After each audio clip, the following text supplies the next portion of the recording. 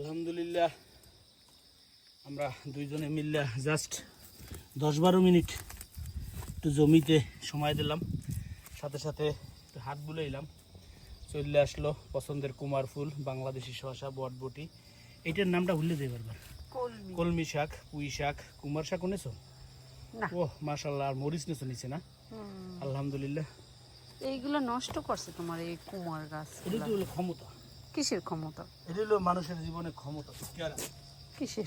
মানির মতো, মানি থাকলে যে মানুষের গা গরম থাকে, এরকম কুমার গাছ তেজ হওয়ার কারণে সে সমস্ত লাউ গাছের মাঝে ফেলে এখন দখল করে ফেলাইছে।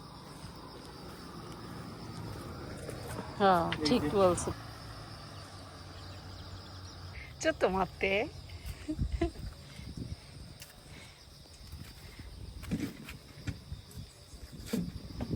ঝিরিঝিরি বাতাস, আজকে ওয়েদারটা ভালো খুবই না?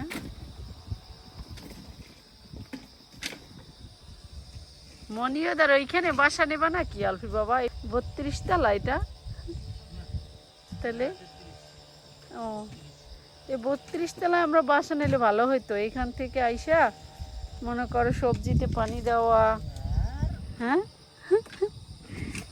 সত্যি, এই সবজি খাত থেকে তোমার ওই জায়গায় বাসা থাকলে 5 মিনিট লাগবে হাইটে আসতে।